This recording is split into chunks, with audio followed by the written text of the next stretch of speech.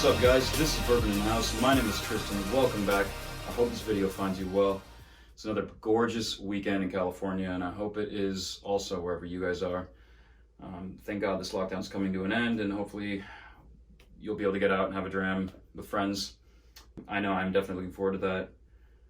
However, I have been very, very excited to be reviewing one of my favorite bottles of 2019 that I got to purchase, which is this Longrow, which is a single cask aged in an first fill Sauternes Hogshead. First off, Longrow is a single malt Scotch distilled by Springbank.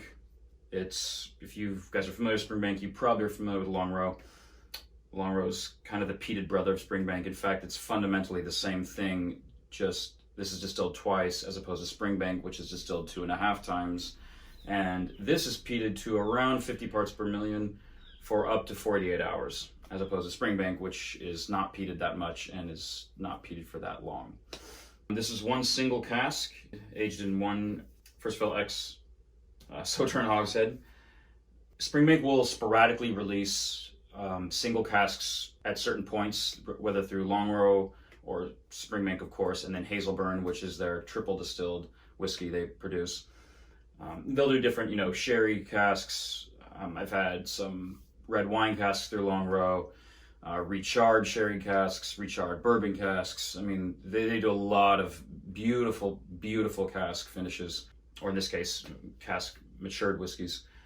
And yeah, this one came up to me. One of the buyers I was talking with at the time said he had a couple left, and I think I got the second to last bottle he had. He said, hey, yeah, if you want one, let me know. And I jumped right on it, didn't even ask questions. I was blown away by this. So super, super, super excited to share this with you guys. I highly encourage you to try Campbelltown single malts. Campbelltown is a lesser known region of Scotland. It's typically only really known and explored by very, very orthodox Scotch drinkers.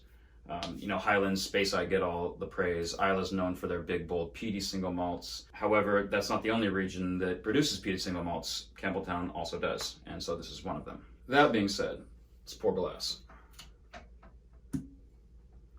Got this bottle for around $100, which is probably a little less than you would pay. I just got a really good deal on it, but they typically aren't that much and are really, really, really good value.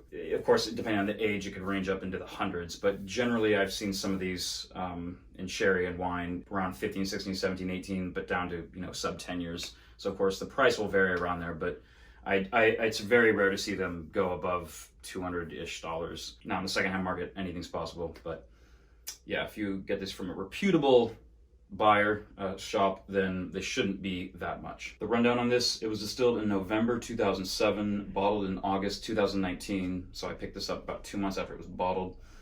11 years old, 56.6% alcohol by volume, so cask strength, cask type, one first fill Sauternes Hogshead, and only 246 bottles came out of the cask, so this is one of 246. So again, generally very limited. They 246 to the market, and that's it of that cask. There could have been multiple Sauternes they put this into and released to the market, which they probably did. 1 of 246. And yeah.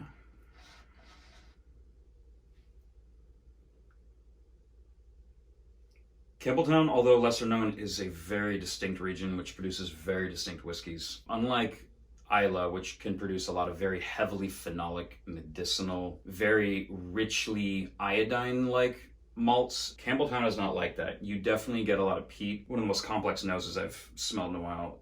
There's charred mesquite. It's got the sweet barbecue marinade nose to it. It's rich, tangy, and umami overall. It's just very bold. You get some smoked applesauce, smoked ketchup, with like a dollop of strawberry jam.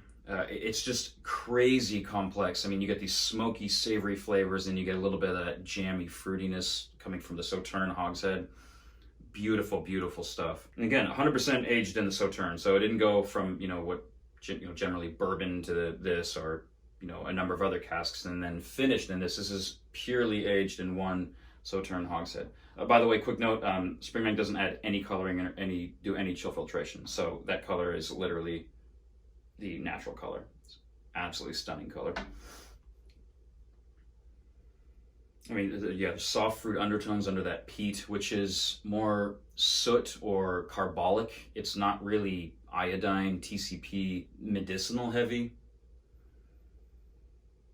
It's just thick, chewy. I mean, this will go gorgeous with a mild or sweeter cigar. The sweet peat seaweed reek is just to die for. I mean, you do get more of the seaweed notes from the peat as opposed to the medicinalness again. Yeah, it's just truly gorgeous, those fruits and the seaweed. I haven't had that many Sauternes finished single malts. I've had probably, around 10.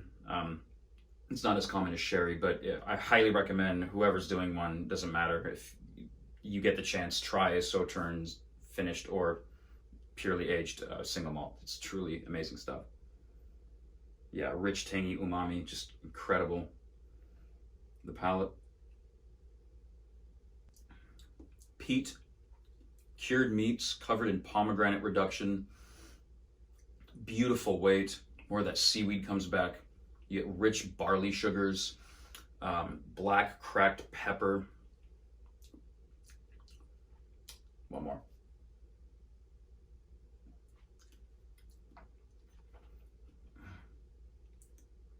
Very weighty, really, really nice oils. The oils fight for dominance along with it's almost like an alcoholic nip, but it's not unpleasant like some cask strength whiskeys can be. The Hogshead wins out in the end. I'll put it that way. That sweetness, it's like it's going to get too bitter, and then the sweetness of the cask just comes back with the peat, and into the finish is very, very long. Beautiful heat, semi-bitter charred French raspberry tarts, pillows of soot smoke, barbecue grist, like that grist that's on the barbecue after you use it, and it's kind of some meat still on there. Like the char of the meat. It's just stunningly beautiful. I can't speak highly enough of these single casks coming from Springbank. They truly are some of the most beautiful whiskeys coming out of Scotland.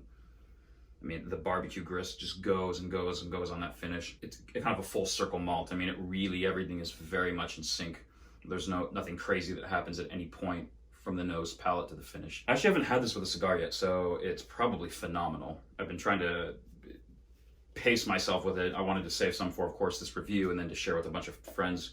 A lot of the bottles I have, I find the most joy out of sharing with people. So I'm not one of those people that hoard them for the sake of having them because I'm a whore about likes on Instagram.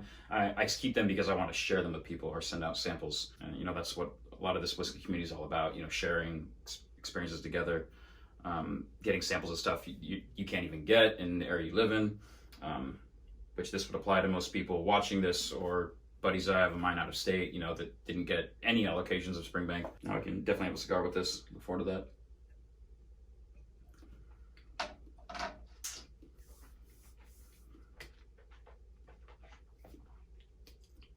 Yeah, barbecue, peat, umami, tangy. Oh, that applesauce, so good.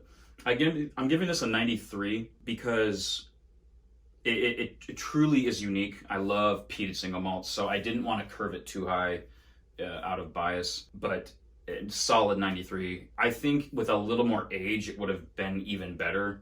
It's always easy. Hindsight's always 2020. Look, oh well, if it was this much older, it would be this good, or younger, it would be better. And you can always theorize, but the fact is, what you have is right in front of you, right here in the glass, and that's what I'm rating it on. 93 is an incredible mark, and this is definitely deserving of that. As Ralphie would say, it's definitely an integrity malt. Not to copy off him, but if there's ever an integrity malt, and he would agree, Springbank single casks definitely are. Non-chill filtered, no coloring, the real deal.